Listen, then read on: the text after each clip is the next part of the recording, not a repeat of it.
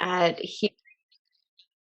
Everything well. You might get a little window there that says we're recording. This is just for our internal use. You won't be published in places you don't want to be.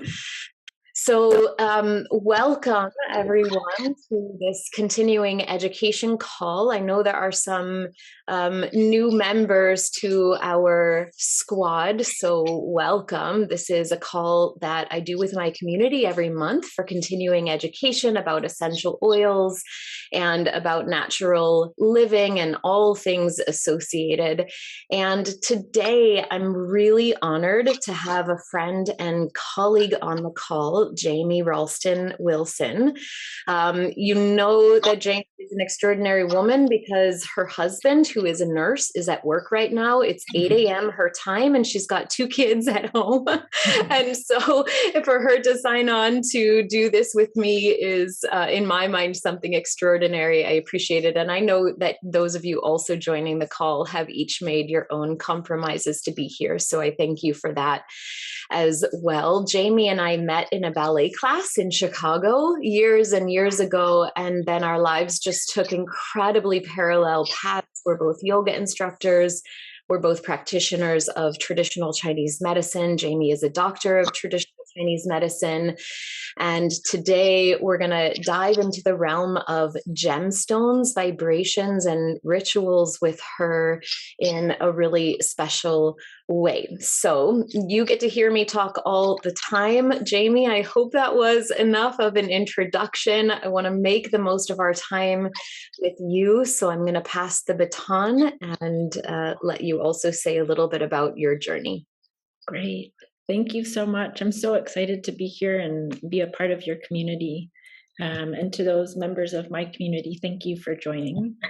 We're really excited about the information that we have for you today, and really excited that you're here. So thank you. My introduction with malas and meditation, which was really my introduction to working with gemstones in a more intimate way, started when I did my yoga teacher training back in 2000, early 2000s. And after that time, I lost touch a little bit with meditation. I began practicing acupuncture in a hospital setting. My practice kind of became a little bit more Western medical based rather than energetics. At least that's how I ended up talking about the medicine. And shortly after beginning practicing in a hospital, I had 2 kids, and my self-care took a little bit of a slip. When I found a mala making workshop, it was like a callback. It was gathering in community. It was 2 hours of self-care time. It had to do with creativity and gemstones and meditation. And it was like a callback for me. I got to gather in this community and feel and be around gemstones and talk about energy in a way that I hadn't for a long time. For those of you that are not familiar with malas, mala is a Sanskrit word that means garland. It's a Sanskrit word that means garland, and malas are a necklace of 108 beads that are used in a type of meditation called japa meditation. And this is meditation where a mantra or an affirmation or the breath is recited 108 times, and you hold on to the bead at each repetition. So it's a tactile way of bringing more mindfulness and focus to your practice. When we incorporate gemstones into a mala, it's a way of connecting a little bit deeper energetically. Different gemstones have different energetic properties that we'll talk about in a little bit. And it's a way of helping to manifest that energy in your practice, or as you wear them as a necklace or as a bracelet, or maybe as you have them sitting in your bedroom or sitting in a place that's sacred to you.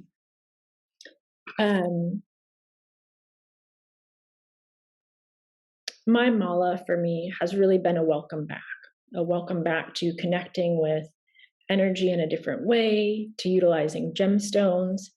And And it's really all gemstones. And when we start to talk about chakras or different energy systems and other types of medicine and essential oils, these practices are really all synergistic. They work together and really kind of emphasize the energetics of each one. So as we start to talk about gemstones and crystals, there are some differences between the two. What we're going to be talking about today is really the point at which they intersect and what they share in common. As we know, energy forms the basis of all matter. All matter on Earth has its own vibrational frequencies.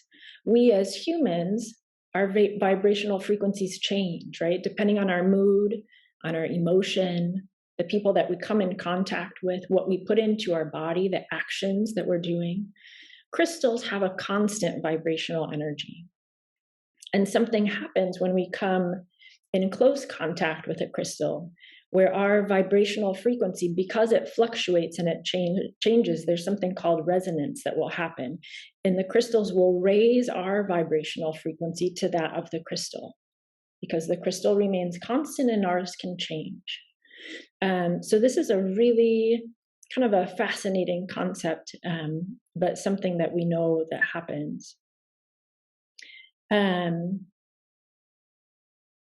We can then modulate our own energy based on the energy of crystals and change our vibrational frequencies to this higher level by utilizing them in our practice, whether it be by wearing a mala or utilizing a mala during meditation or using them with essential oils, incorporating them as part of our ritual or daily practices. So now we'll kind of move on to chakras. Chakras are different energy centers in the body. Like points and meridians in acupuncture, they can become blocked. They can become blocked due to trauma or emotional upset, due to diet, lack of sleep. Lots of things can affect the way energy moves in the body and energy in these different chakras. And these blockages can correspond with different physical or emotional problems. When the chakras are in balance, then we tend to feel a greater state of health. So there's 7 basic chakras that we'll be talking about. There's two more. There's one above the physical body and one below the physical body, but we'll be sticking to kind of the basic 7 and then their correspondences with different gemstones and essential oils. Each chakra is associated with a different color, right? We know colors have different vibrational frequencies as well. And I think Molly would agree that when we talk about gemstones and chakras and essential oils, there's a lot of commonalities, and one of the commonalities is that they're fluid. The line between the two, whether it's the root chakra or the sacral chakra, there's some fluidity. So you're going to see some overlap in functions or aspects or different properties. The same with essential oils, right? Where there's certain essential oils that are calming, and many of them are calming. Different commonalities exist between the chakras. So we're going to start with the root chakra. This is the base of the body, or the base of the tailbone, the perineum, or the pelvic area. And the root chakra corresponds with the color red. It has to do with our sense of belonging in community, in family, in groups. It has to do with grounding, safety, and security. These are our roots. These are what we set down in the earth before we move forward. And here we're going to, the gemstones that correspond with this chakra system are going to tend to be your reds, also your darker colors, like some of the blacks, smoky quartz, snowflake obsidian, garnet, red carnelian, or red jasper. And for today, I'm going to be talking about garnet. Are we seeing that? So we have garnet is the smaller oval one that you can see. Eudialyte is the round gemstone. And garnet Garnet is one of the most stable crystalline structures. It's called a rhombic dodecahedron. And this structure is considered one of the most stable structures, right, in terms of temperature and in terms of higher pressures. So that really represents what Garnet is about.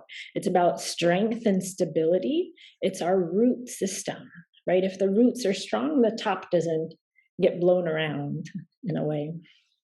It grounds our energy, helps to release worry and fear. It's also about love and devotion. It balances our desire with being brave and self-assured. It's also about passion and creativity.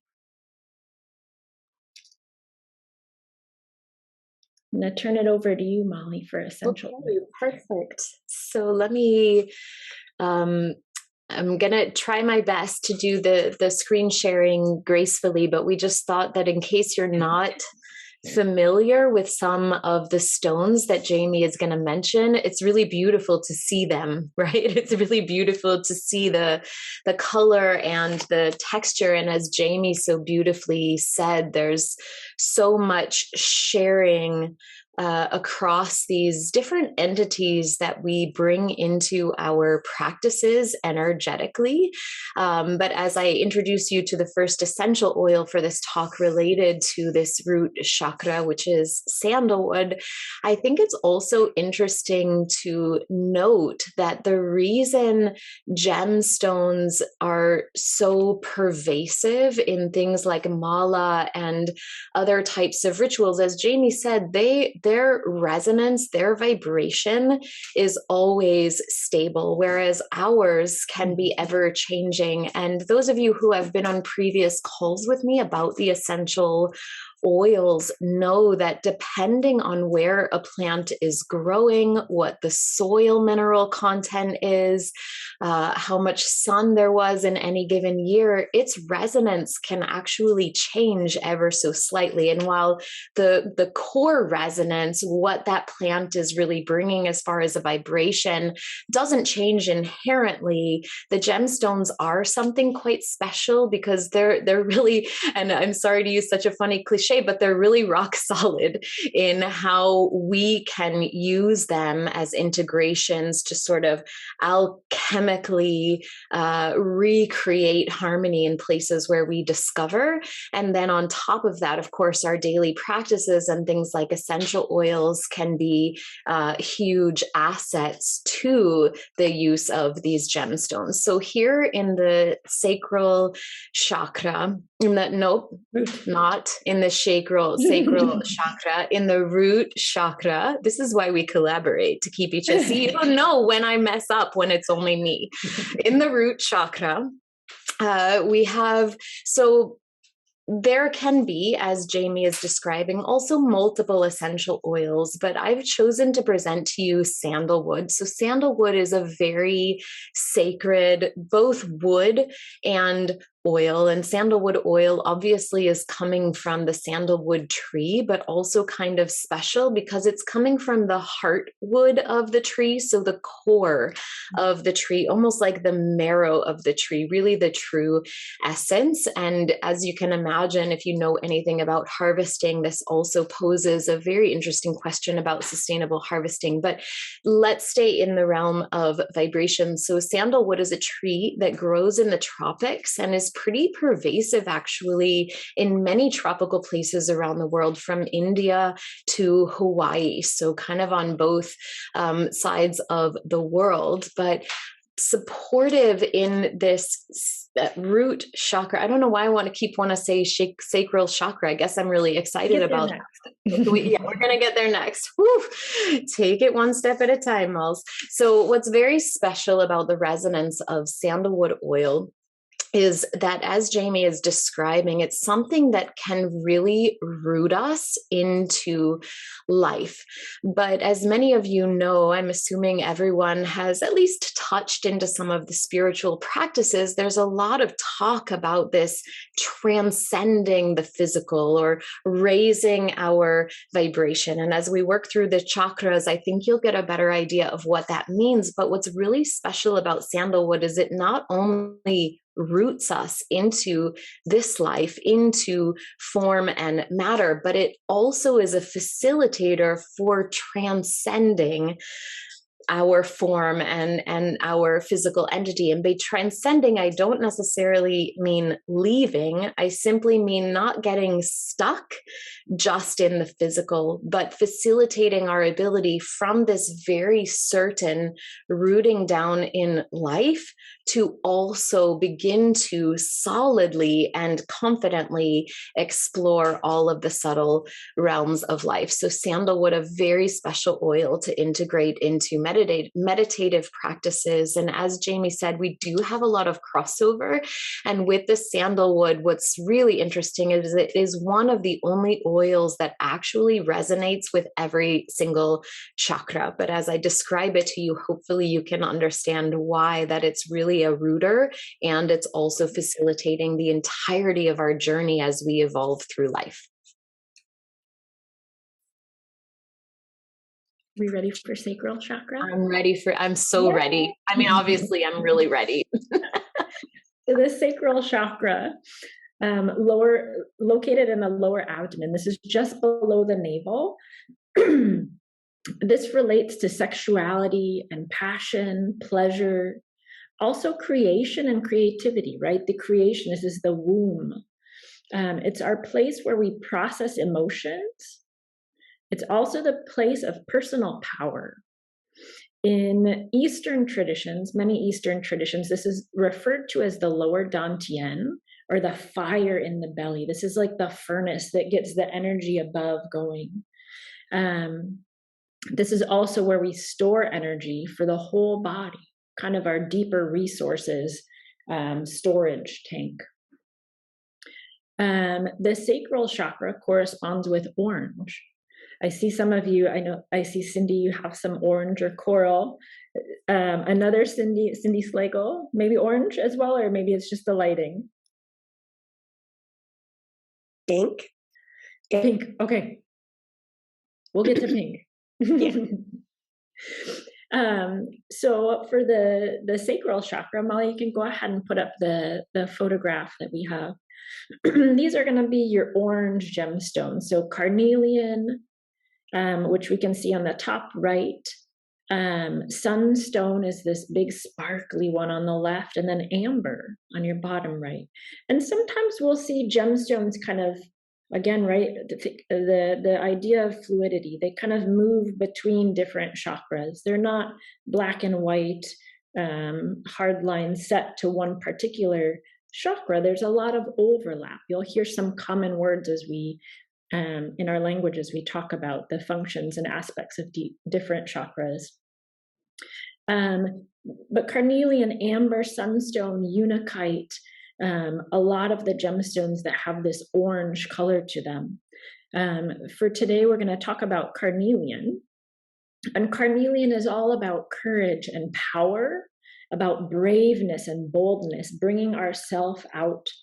It's about enthusiasm, strength, and stamina to pursue our passions, right? So coming, being in communication with what our passions are, but then bringing that energy outward and pursuing them. It boosts self-esteem, helps us to release fear. It also has to do with love and compassion, right? It's the sexuality, passion, and pleasure area. It enhances and supports fertility. So a really, really beautiful, and a lot of differences that you can see. Some of the stones are going to be more yellow, some have green weaved into them when we get to unakite, and then you have some sparkles with different minerals in some of them.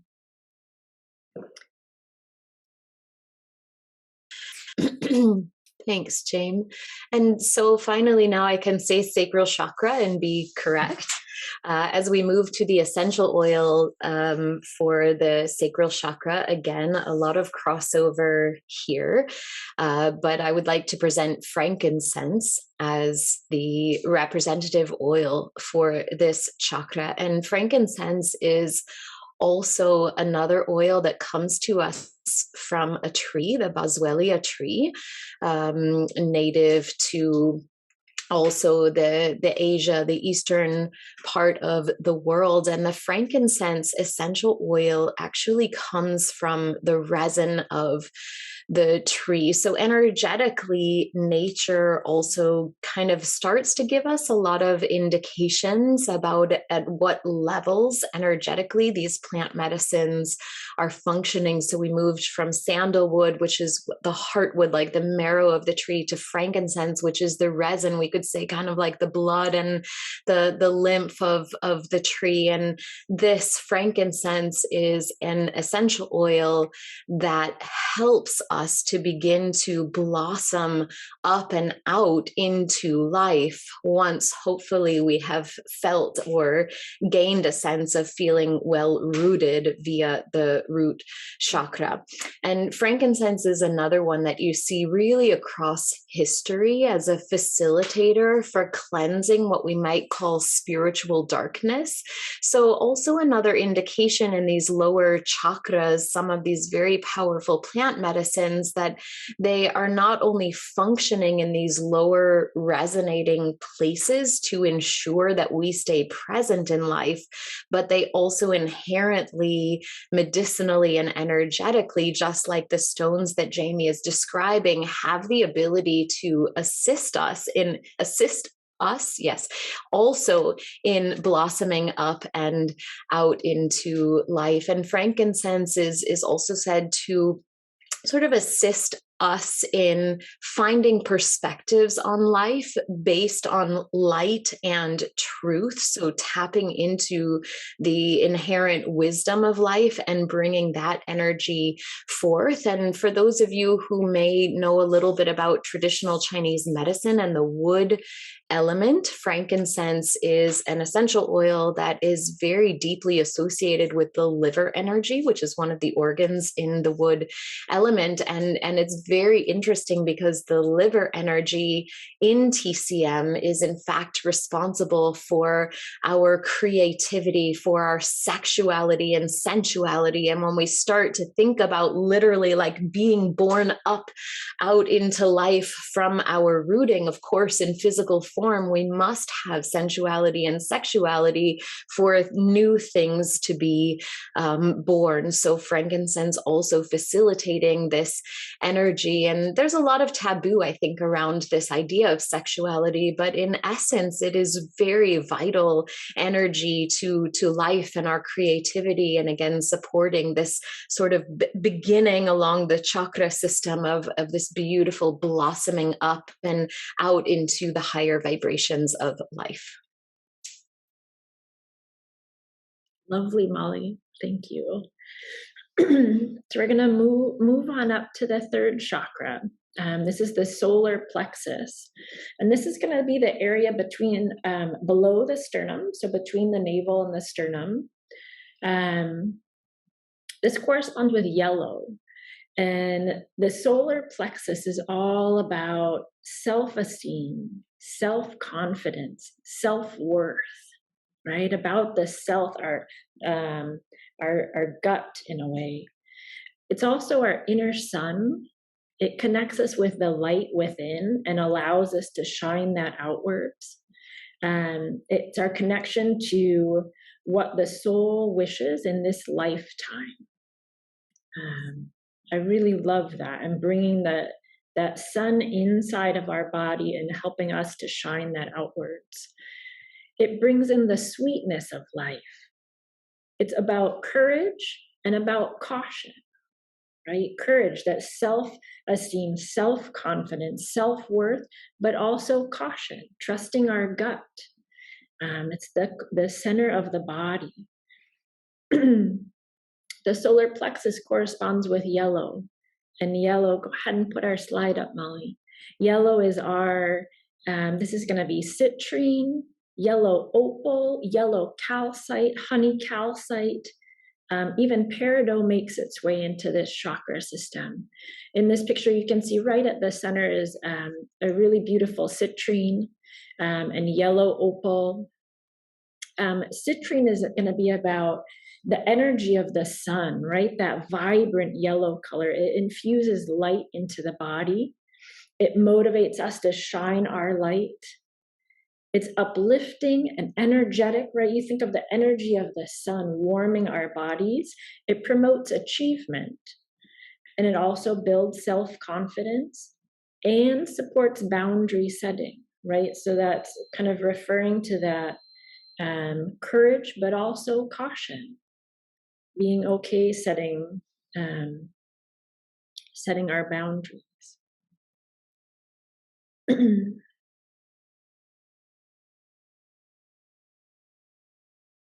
Unmute. I'm trying to mute and unmute myself so that you can come through really nice and clear. So as we move here to the solar plexus, the center of the body, we move in a direction with the oils also a little bit sort of more upward and outward toward the sun. So for today, I'm just going to say a few words about vetiver. And vetiver is actually a grass, a very tall, beautiful grass. We harvest it in Haiti. But this grass is really unique because it has a very deep and intricate root system. And I don't know if anyone has a lawn where, you do the lawnmower, you have played around in the dirt with grass, but it's usually something that's pretty easy to pluck up without a lot of foundation. But vetiver is very special in that although it is coming up and out onto the surface of life, it's still foundationally is very rooted. And in fact, vetiver is a wonderful oil to assist us in healthy self-awareness. And so I don't know if anyone is sort of following along, let's say in an emotional way, as you're listening to Jaime, talk about and list, and I'm going to say something about this in just a second, but I feel like when we get to the solar plexus specifically, and we start talking a little bit more about the self and self-awareness and maybe even self-confidence and boundary setting, it starts to feel a little more personal in a different kind of way. And it's also the space that we can kind of easily begin to enter into self-judgment. Anyone following me here? Where all of a sudden it's like when you read your horoscope and you're like, oh yes, oh yeah, I have a problem there. I really need to, like this. It's sort of that place where all of a sudden things start to become a little bit more real. Great, thanks. You're giving me all sorts of signals. I love technology. I'm starting to really love technology. I love it, right? So this is where we start identifying. So vetiver carries with it, it's actually another very deep, rich oil like sandalwood and frankincense, but a little bit lighter because of its place, let's say, in the plant spectrum, and that it is a grass, so comes with a bit more levity. And the way that I like to relate this, at least to this discussion, is that it can help to facilitate a healthy self-awareness without trending us into ego very strongly, which means we enter into, right, that place where we're like defending ourselves, and it's not necessarily a healthy self-association. So vetiver really helps keep that harmony kind of between above and below, again, sort of mirrored in the plant itself, which is so beautiful. But I will say that also as we're emerging out of these lower chakras for the solar plexus, a lot of citrus oils are also very appropriate in this place. And if you've ever opened a bottle of citrus oil, you know how immediate just that brightening, right? The kind of Jaime was describing describing like the fire in the belly, right? That bright shining light that is just ready to come out into life. So the citrus oils can also be very supportive of this chakra. And I just want to say two quick things now that we're here in the middle, and that is, I sort of alluded to it in the beginning of what I said. We will talk a little bit at the end about how you can actually realistically incorporate some of these ideas. But I just want everyone to be really cautious not to fall into that horoscope state of mind where you're starting a checklist now of all of these things that Jaime is presenting that may or may not be wrong with you, because this is really just an exploration, and incorporating and using all of these things isn't necessarily only determined when something is wrong, but can help us actually gain more insight into understanding the concepts. And also, even with the beautiful colors of the gemstones, Jaime and I had a really nice discussion about this. I tried at first to match the plant color also to the chakra, but the plant world, again, is a little bit more volatile and changing than the stone arena. So you can, if you're imagining any of these oils, they're resonating kind of in color, but when we get to the throat chakra and the third eye chakra, it will become apparent why it's difficult to match exactly the color of the plant itself to the chakra and to a specific color. Onward and upward. Thank you, Molly. So we are here at the fourth chakra. This is the heart chakra. This is the center of the chest. It corresponds with green. We're also going to see, when we look at the gemstones, a little bit of pink enter in. So the heart chakra is going to be about love, not only love for others, which is so important, but love for the self. It's about compassion and forgiveness, not only again for others, but for the self. It's our guiding light. There's that phrase to follow the heart, and that's listening to part of what's in this chakra. Healing is thought to be centered here in Eastern traditions. This is going to be the middle dantian. So we talked about the lower dantian and now the middle dantian, and this is related to thought and emotion. This is where we process the emotions. The heart chakra is going to balance what's above from below. And with the heart chakra, we're going to be looking at cameo. We're going to be looking at some green gemstones. So this is green aventurine, which is kind of funny because my son is down here having his cameo moment, and his mala that I made for him is green aventurine. So he must have known that this was his time. Green aventurine, jade, prehnite, green calcite, and then the pinks, rose quartz, which we have in the center. Rhodochrosite is another kind of more of a mauve color, and kunzite, which is a really beautiful, almost translucent pink and a little bit of purple quality will tend to be in that gemstone.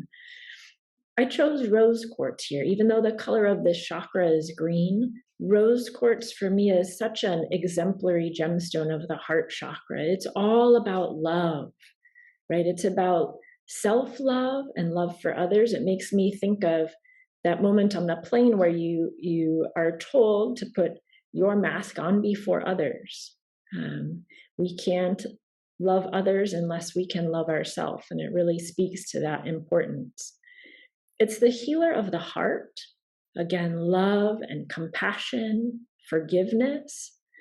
And my favorite mantra to use when making malas with rose quartz is Aham Prema.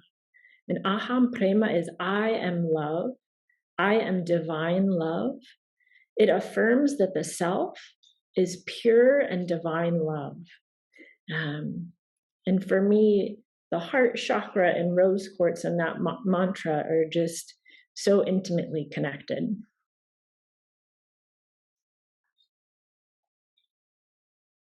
Mute. Beautiful. Thank you so much, Jaime. Does anyone want to guess what the essential oil for the heart chakra might be? If you're saying rose silently to yourself, you're correct. So the absolute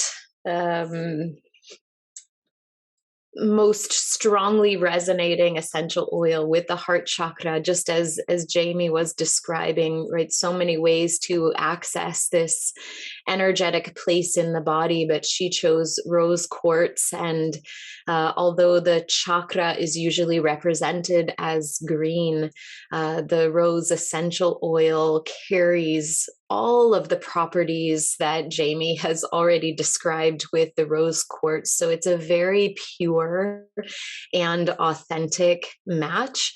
Rose essential oil, or actually, let me back up.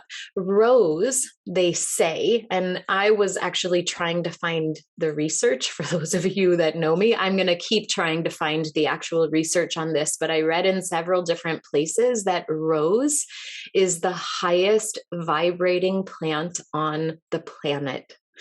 And again, when we talk about high vibration, simply what we mean is the more and more subtle realms, right? From the very physical, from the root of our just foundational presence in life, all the way to what we might call the divine. And any of you that have had exposure to any of the Eastern healing philosophies, both in traditional Chinese medicine and in yoga, you've probably at least been exposed to the idea that within the heart is the seed of the eternal. And when we say eternal in these realms, what we really mean is the divine. And if you were listening carefully to the beautiful mantra that Jaime was talking to you about, the word prem is inside, right? Prema is inside, and prem is a yogic term to describe love, but not love like, oh, I love you so much, which I do. I love all of you so much. And also the beautiful self-love that Jaime was describing. By the way, I might have to steal that example. That was amazing. Put your mask on before loving others, for sure. And that can actually go across the spectrum. But this idea that love is the very tapestry of life. And so moving from the heart carries with it an authenticity that we are, in fact, not only well rooted in life via all the lower chakras, but it's such a high vibrating place that we are also beginning to tap into the sort of universal idea and experience of love and moving from that place. And this is what rose essential oil helps to facilitate. And just one more quick thing, because I have come in contact with so many people who are like, oh, rose oil reminds me of old people. Anyone out there? So I just want to comment too, as we move into the more subtle realms, that it's very interesting how the mind then comes into play in the whole conversation. And that is a whole different webinar. But if you're hearing also any of this and finding that you're kind of confronting funny associations, or not funny, but very real associations, but just sort of decisions we've already made about things based on a prior experience, it's interesting to note that the healing properties of gemstones and oils are what they are. And all of those other fluctuations are created by us. So we can still come in contact or integrate these things into our practice with great benefits, even if we happen to already have some sort of mental fluctuation around it. That's great. Thank you. So we're moving on to the fifth chakra. This is the throat chakra, the lower half of the neck near the Adam's apple. And this corresponds with blue. The throat chakra is about inner truth and inner wisdom, listening to our inner voice. It's about communication and self-expression, right? Taking what's down a little bit deeper and bringing that out, bringing that forth through our voice. It's about honesty and integrity, being authentic, right? As Molly said, what's in the heart, and connecting what's in the heart with what's in the head, right? Our throat is that middle point, that regulating point between the body and the mind. The gemstones here tend to be the blues, right? Blues, sometimes a little bit green. We have celestite. Let's see if we can see celestite. I don't think is on this one, but it looks pretty similar to the light blue round gemstones that you can see. Lapis lazuli, which is this darker blue, also sodalite, looks very similar. It's kind of like a blue marbled color. Blue lace agate, which tends to be a light blue. Aquamarine, getting a little bit of green color in there. Sapphire, Larimar. This is the turquoise round gemstone that you can see as a Larimar quartz. So it was a quartz that was actually dyed to be similar color to Larimar. Blue calcite is this bluish yellow one down at the bottom, right above the tassel. Angelite is this, on your left side, it's kind of a faceted stone right next to a light blue stone. And then chrysocolla is this one at the top with that turquoise and kind of golden brown coloring. So I chose lapis lazuli here. It's kind of our characteristic stone for the throat chakra. It is the stone of truth and our inner truth, of knowledge and wisdom. It's about accessing our inner peace and contentment. It's about connecting the heart and the mind, right? Exactly what the throat chakra, kind of one of its roles. It's about self-awareness and self-expression, right? Taking that which is in the heart, that authentic part of us, and bringing that outward. It helps to clear the mind and helps us to make clear decisions, right? Connecting us with that which is that which we know, and making a decision based on that. Beautiful. And so as we move here to the throat chakra, we're moving in the direction of an essential oil called blue tansy. And blue tansy actually is part of the chamomile or chamomile family. And so the name blue tansy is just ever so slightly a bit of a misnomer because it's actually a yellow flower. But here we start to see the magic of plant medicine, because the essential oil, which means the essential chemical constituents that make blue tansy, when extracted, are blue, like beautiful, beautiful, rich blue color. And if anyone is familiar, like with hypericum, also another yellow flower that makes red medicine. So we start to see also how vibrational tendencies and what we might see as far as light and with our eyes don't necessarily match the inherent resonance of these things. But blue tansy oil, if you haven't seen it yet, I would highly recommend you find a friend that has some, because it's just a really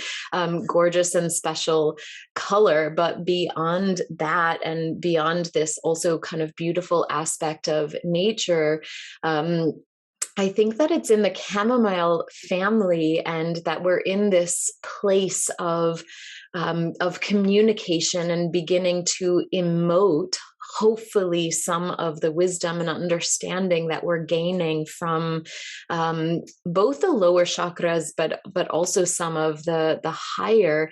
And most of us know, I think, like chamomile tea, right, is a very soothing and calming, and not necessarily calming in a sedating type. It's kind of like lavender, but really soothing because it's so beautifully harmonious. And as we come here to the throat chakra and we engage with something like blue tansy, what it's really helping us to do, as Jaime was saying, is to speak and communicate and emote from a place that is listening to the wisdom of the heart rather than fears. And as we move a little higher, this will also fulfill itself, or really emoting and communicating from a place of being able to hear our inner guru, or what we might call our intuition, rather than conditioned thinking of the mind, or conditioned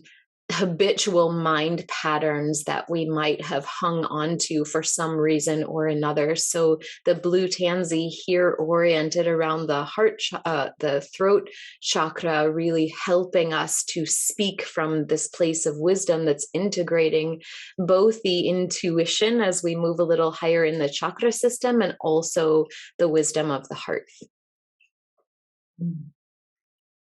Beautiful. And so many of the gemstones that correspond with the throat chakra are all about connecting the heart and the mind, allowing us to speak from a heart-centered place. Just a really beautiful way to connect those, Molly. So we're going to move on to the sixth chakra. This is the third eye, the center of the forehead, or the center of the eyebrows. And this corresponds with violet and indigo. One of my personal favorite colors, and one that I'm often drawn to. This is the place of intuition and insight, about mental clarity and also psychic connection. It's our connection of the consciousness with the subconscious, about connecting ego and also spirit. This is the upper dantian. So we talked about the lower and then the middle. The upper dantian in Eastern traditions represents our place of infinite potential. It's our intuition. It's also associated with the pineal gland, which is an endocrine gland in the brain that is in charge of receiving light from our environment. So we can think about that in a physical sense, or more of a spiritual sense, kind of the monitor of light in our environment, and is associated or produces and secretes melatonin, which is in charge of our sleep-wake cycle, regulating the sleep and wake cycle. So from a spiritual sense, it's connected with the light. It's our gateway to higher consciousness. And this chakra is going to correspond with iolite and tanzanite, also amethyst. So you can see two larger amethyst clusters on either side. Iolite is this blue, purple, indigo color in the middle. Tanzanite is very similar, that kind of like deep periwinkle color. And I chose amethyst here as our characteristic gemstone. It activates the crown and the third eye chakra. So sometimes you'll see that one kind of float back and forth. It clears and attunes the physical, the emotional, and the intellectual. It calms the mind. It soothes feelings of excess pressure. So whether that's sadness or grief or anxiety, it has a very soothing and calming property. It transforms our lower frequencies to higher. It's amethyst is kind of up there with clear quartz, which we'll talk about later, as kind of the master healers, really powerful gemstones in the way that they vibrate at that very high frequency to raise our lower frequencies to match theirs.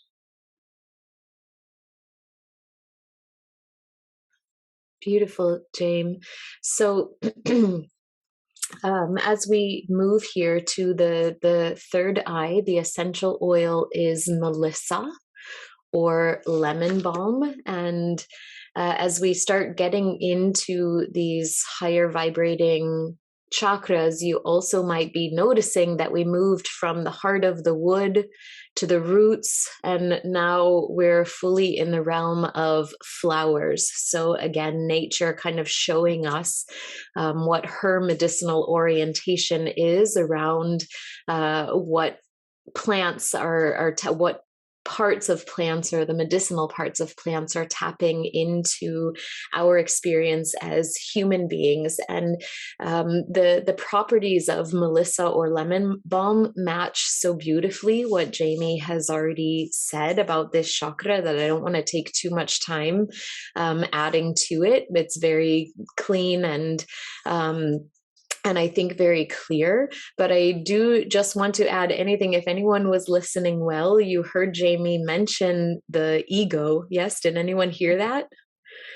And you might be thinking like, well, wait a minute, we're already to the third eye. So what's the ego still doing here? I want to get rid of the ego, right? And so I just want to remind that actually, although we sort of demonize ego a lot in the way that we're presenting modern spiritual practices, ego as an entity, as a vibration in its healthful state, simply enables us to distinguish in physical form between one another, meaning my ego helps me to distinguish me as Molly, even though as I come in contact and realization of the more subtle realms and the universality of everything, I understand the connectedness of everything, but that vibration of ego helps us to again, stay in the experience also of individuality, even with the internal wisdom of the universality of everything. I hope that made sense. And so when we tap into this idea of intuition or the inner guru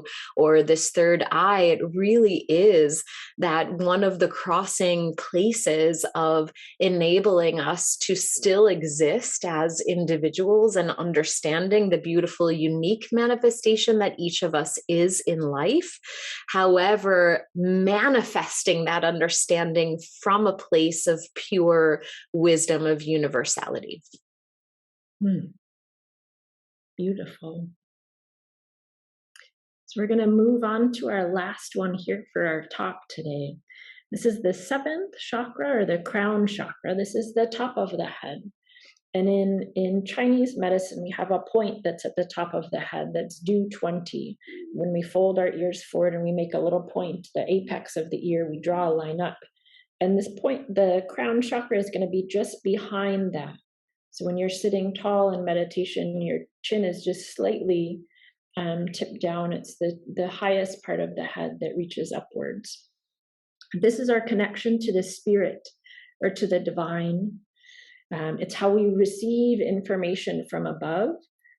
So there was a gemstone we talked about, celestite, or was in one of the photographs that we had. And celestite is receiving information, kind of our celestial communication, and also angelite is another one, that our connection with the angels, with our guides.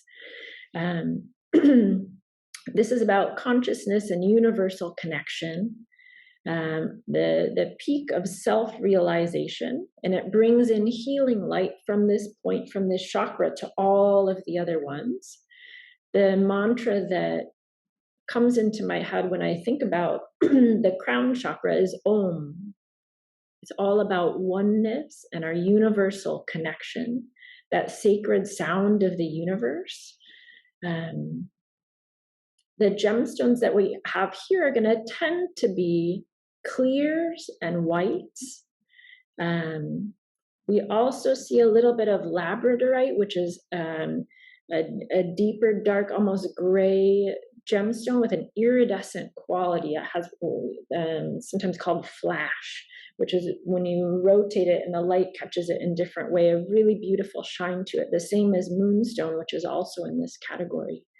But we have angel aura quartz, which is this purple iridescent one. The iridescence wasn't quite captured in this picture as beautifully as it is in person, but a really shimmery gemstone. Selenite, which is used for a lot of cleansing negative energies. You can see a little bit right next to the bottom left of the angel aura quartz. It tends to have kind of a frosty look to it, and it's often in pillars or wands or kind of looks like sticks. Clear quartz We also have apple phyllite, I believe, is on the left here, and then there's a clear quartz on the other side, and then some clear quartz that's underneath in this photograph. Clear quartz is thought of as the master healer. It amplifies whatever energy is programmed into it. So a really incredible gemstone that can be combined with others in intention setting. Whether you're creating a mala or doing a meditation or taking a moment to pause out of your day, you might hold an intention in mind, and the crystal quartz or clear quartz amplifies whatever that is. So if it's with rose quartz and it's amplifying this energy of love and self-love and universal love and love for others, it amplifies that. When we use it in a mala, it amplifies as a guru stone, amplifies the other gemstones that are in that mala. It's used for intention setting and manifesting our desires. It also, as a clear quartz, it cleanses the thoughts of the body and helps to clear negative energies. So when we think about that in terms of vibrational frequencies, it's up at the top, right, the highest. So really raising our vibrations to match that a bit.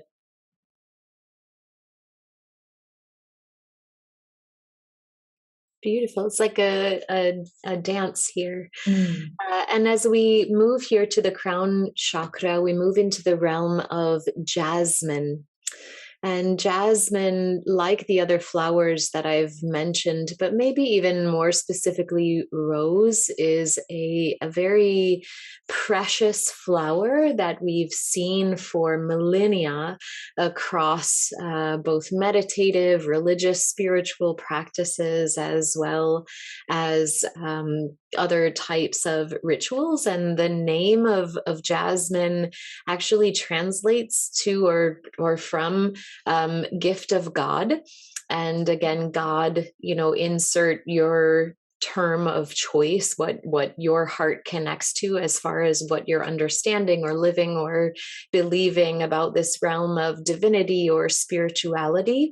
But the jasmine flower represents and harmonizes to purity, and also facilitates what we might say spiritual ascension, meaning that sort of facilitation of raising the vibration. And what's so beautiful about thinking, at least for me, about thinking about something like jasmine that kind of inherently has with it this energy of ascension, this energy of purity, maybe even we could say this energy of divinity, is that looking at the clear quartz and understanding that ultimately these vibrations that are facilitating and maybe even helping us to gain an awareness and experience of these higher realms also reflect back to us whatever it is that we've chosen. So Jaime and I were talking about how interesting it is that clear quartz, right? If you're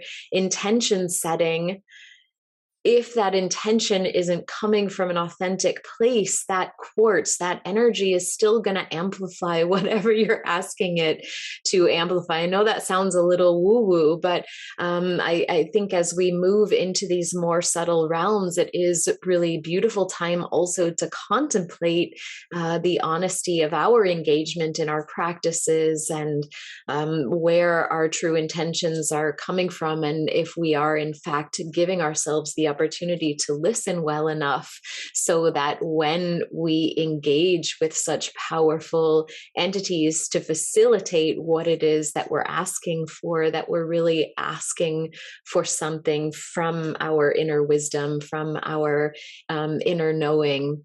and also experiential knowing. So Jasmine, and I guess the last thing I'll say, and I know we're just about at time, so I want to be conscientious of that, but just in the realm of plant medicine, I guess as I alluded to, just like rose. So I didn't mention, but it takes 8,000 roses like full flowers to make 5 milliliters of pure rose oil. So although it might be the highest vibrating plant on the planet, it also shows us that a little can go a long way. And jasmine flower is very similar in that it is a very rare oil to find in its pure state. Most of what you come in contact with, unfortunately, is synthetic because you need to harvest so much of the flower to really extract its essence. But in working with plants and crystals like this, again, hopefully we're also to a level of awareness where we understand that very little can do a lot and carries a very, very powerful implication in our practices and in our experience. So Jaime, I don't know if you want to add anything to that, but I know we kind of need to bring this webinar to a close. As usual, I think that I picked a topic that's very broad. We could actually just all take sabbatical for a year together and probably explore this topic in the way that it probably deserves to be explored. But I just, as we close, and Jaime, jump in here too, I just wanted to share with you, Jaime did mention japa meditation, which is a particular technique. At some time in the future, perhaps it would be nice for us actually to offer a webinar on that type of meditation, but it's essentially, as Jaime was describing, using the mala to help count and keep a sense of awareness. And you actually see rituals like this across the spectrum in so many different realms. But what that might look like, so here is one of my malas. I have several with different gemstones that I kind of call upon depending on how I'm sensing that I'm feeling or where I am in my practice on any given day. And what incorporating these things could look like is perhaps finding a meditation or an energetic practice that matches the alchemy that you're wanting to call in, choosing the gemstone that you might want to have close. I know Jaime does too. I know some of you who have done my 5-week program also probably have an altar with different stones and representations of these different energetic tendencies, right? But maybe just like calling in one stone and choosing one oil, and whether you use the oil on the stone, which I actually wouldn't recommend, but having the stone nearby. Eventually you can reach out to Jaime if you're interested in having a mala made specifically for you at any given moment in life. This is a mala that she made for me, very talented mala maker. So just as an aside, another way that you can connect with her down the line. But often what it looks like for me is either if I'm doing a meditation, holding the mala, using it in japa meditation, and using the essential oils on the bottoms of my feet, on the heart chakra, again, depending energetically. But just the practical way that can look is that you just have these entities nearby to what you're choosing to engage in. Sometimes it's about not even practicing, just applying the essential oil, or it's not exactly so traditional, or just wearing your beautiful mala, or sometimes I have my gemstone in my pocket when I'm traveling or when I'm teaching, or so just having these entities nearby when we know we want to call on their specific energetic qualities. Anything you want to add to that real quickly, Jaime? I know we need to kind of... Perfect. That was a perfect kind of summary of how to incorporate these different pieces. Okay. And again, we will have. I believe this is just the start of a very beautiful thing, sort of one step in a fulfillment of a dream to gather with colleagues and support each other, and help our communities to have access to new and different and richer information. So, Jaime, thank you so much again for being on the call today and offering your knowledge and your wisdom. I know it was just the tip of the iceberg, everyone, but you'll definitely see Jaime again. I will send you the ways that you can also get in contact with her if you want to learn more about her work. And I would love to also just offer a few minutes here if anyone has questions or clarifications before I know everyone has to run back into their Saturday mornings, or anything else that you'd like to say, Jaime? Molly, that was really, really wonderful. I want to thank everyone again for having me be a part of this community, and the members of my community who joined. Thank you. I will extend Molly's information to you as well, so you have it in regards to learning more about essential oils. And as Molly hinted, the vision that we have for more collaborations, however they come in the future. Wonderful. So for those warriors who are crossing over into Italian time here with us on this webinar, and for those of you who I have not met yet, I'm based in between Greece and Italy, so I make a lot of loving references to their sense of telling time, which is bad, very bad. Everything is just like a little longer and is a little bit late, and it's fine because it's the Mediterranean culture. So just to catch those of you up who might be being like, why does she keep referencing this? Questions or comments, anything? Efrosini? Yeah, let me see if I can unmute you.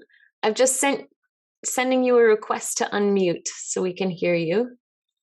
Okay. Yeah. You got it. No questions. I did not hear very well which oil is for the corona. Jasmine. No, the one before then. The one before for the third oil. Yes. Jasmine. Yeah, the one for the third eye is Melissa or lemon balm. Melissa. Okay. Yeah, another white. Thank you. That's You're welcome. Thank you so much for joining us this evening. Nice to see you here. I hope you'll come more often. Me too. I'll try. Okay. Anyone else? No. Okay.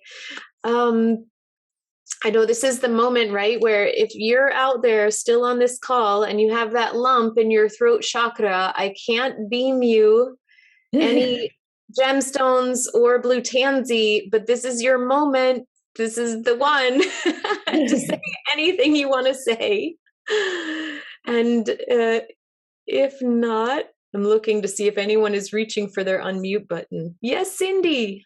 So much. I learned so much. This is great. I love tying the malas and the gemstones with the essential oils. It was perfect. Yeah, thank you.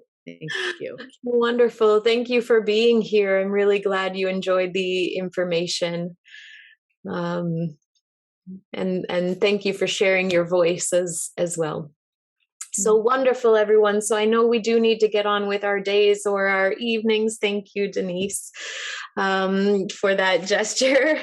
Thank you again, Jaime, my most beloved friend and colleague.